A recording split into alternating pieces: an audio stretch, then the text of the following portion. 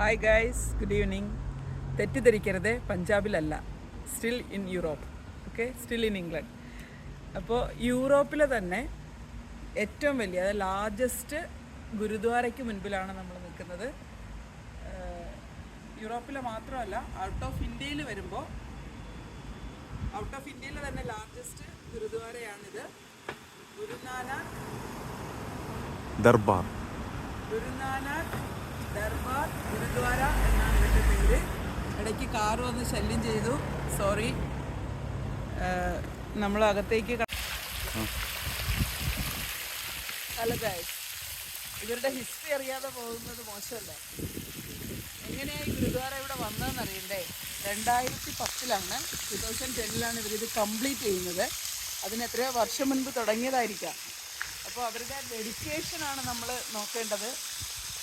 ഒരു ഗുരുദ്വാര, അവരുടെ ഒരു റിലീജിയസ് ഒരു സ്ഥാപനം ഇവിടെ പണിത് ഉയർത്താൻ വേണ്ടി എത്രത്തോളം സാമ്പത്തികമായിട്ടുള്ള ഒരു ഒരുക്കം അവർക്കുണ്ടായിരുന്നു, അല്ലെങ്കിൽ ഒരു യൂണിറ്റി ഉണ്ടായിരുന്നു ഒക്കെയാണ് നമ്മൾ ഇതിൽ നിന്ന് കാണാൻ സാധിക്കുന്നത്. ഓക്കെ, ഇതിവിടെ വരാൻ 3 റീസൺസ് ആണുള്ളത്.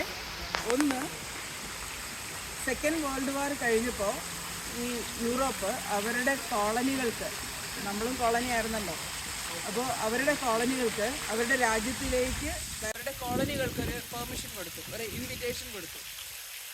അങ്ങനെ ഇരിക്കെ 50-60കളിൽ നമ്മുടെ ഗവൺമെൻറ്, അതായത് ഇപ്പോഴത്തെ ആ ഒരു റീസെൻറ്റ് സിറ്റുവേഷൻ അറിയാമല്ലോ ഇന്ത്യയിലെ, എന്തുകൊണ്ടാണ് നമ്മുടെ മക്കളൊക്കെ ഇങ്ങോട്ടേക്ക് വരുന്നതെന്ന്.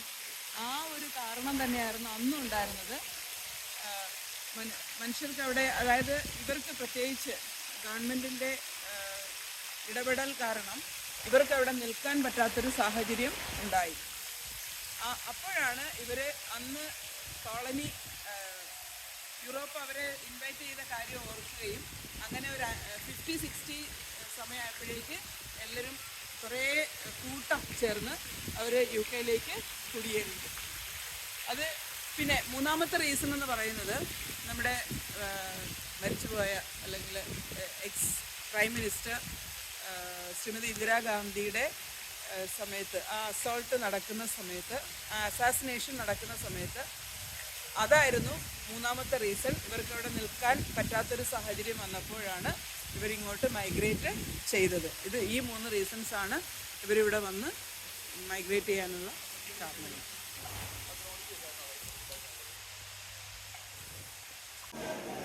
നമ്മളിവിടെ കാണുന്നത് ഗുരുദ്വാരയുടെ ഇൻറ്റീരിയറാണ്.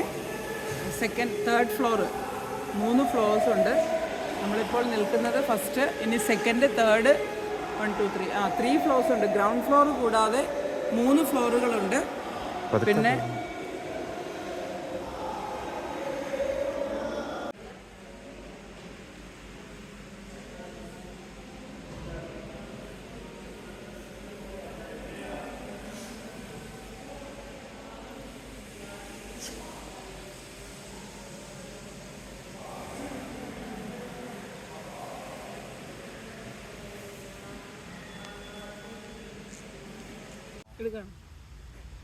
ഈ പൂ കണ്ടോ?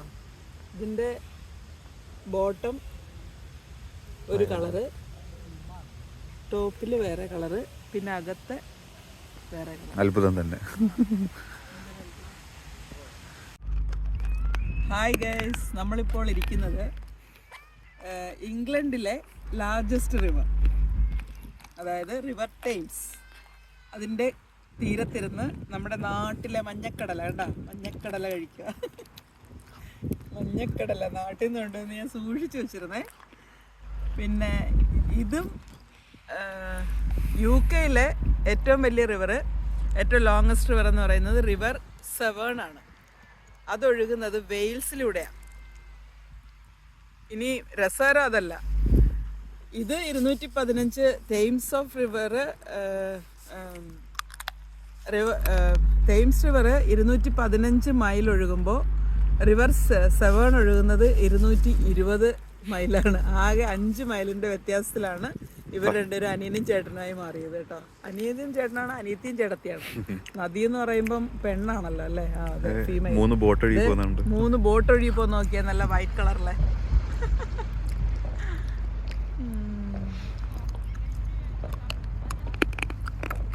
പോകുന്ന വഴിക്ക് നിന്നത് എന്ത്? ഇങ്ങനെ വന്ന് തേംസ് റിവർ കണ്ട് നടന്നു വരുന്ന വഴിക്ക് ഒരു അത്ഭുതം കണ്ടു കേട്ടോ. അതാ ഇവിടെ നിന്ന് പോയത്. ഇതേ നോക്കേ, ഇതേത് ചെടിയാ, ഏത് പൂവാണ്? 4 മണിപ്പൂവ്. ഇവിടെ ഇപ്പോൾ സമയം 7 മണി, സന്ധ്യയ്ക്ക് 7 മണി. വിടർന്നും വിടരാതെയും നിൽക്കുന്ന പൂവുകൾ. നമ്മുടെ സ്വന്തം 4 മണി. യഥാർത്ഥത്തിൽ ഹായ് ഗൈസ്, നമുക്ക് ഇവിടെ കാണാൻ സാധിക്കുന്നൊരു കാര്യം, നമ്മുടെ നാട്ടിൽ പണ്ട് നമ്മൾ 7 മണിക്ക് വീട്ടിൽ കയറി കഴിയും ഇല്ലേ? ചന്തയിൽ പോയി സാധനങ്ങളൊക്കെ വാങ്ങി കൊണ്ടുവന്ന് ഫുഡ് റെഡിയാക്കി കഴിച്ചു ഒരു 8 മണിയൊക്കെ ആകുമ്പോൾ ഉറങ്ങി തുടങ്ങും. പക്ഷേ ഇപ്പോൾ നമ്മൾ ഇവരുടെ സംസ്കാരം നാട്ടിൽ കൊണ്ടുവന്നു. അപ്പോൾ അവരെന്ത് ചെയ്തു? നമ്മുടെ സംസ്കാരം പിന്തുടരുക. 7 മണി ആയതേ ഉള്ളൂ, ഇവിടെ കടകളെല്ലാം അടഞ്ഞുകൊണ്ടിരിക്കുക. തെരുവിൽ ആളുകളുടെ എണ്ണം കുറയുന്നു, ഇരുട്ട് പരന്നു തുടങ്ങി. ഇപ്പോൾ നാട്ടിലാണെങ്കിൽ എല്ലാവരും റോഡിലേക്ക് ഇറങ്ങുന്ന സമയം, നൈറ്റ് ലൈഫിന് വേണ്ടി നൈറ്റ് ഷോപ്പുകൾ തുറക്കുന്നു. മന്തി, പിന്നെ കബാബ്, എന്താണ് ഷവർമ, പൊറോട്ട, ബീഫ്, അങ്ങനെ തട്ടുകട, അങ്ങനെ ഇപ്പം തുറന്നു കാണും. ഇവിടെ അതെല്ലാം അടഞ്ഞുകൊണ്ടിരിക്കുക. കണ്ടോ?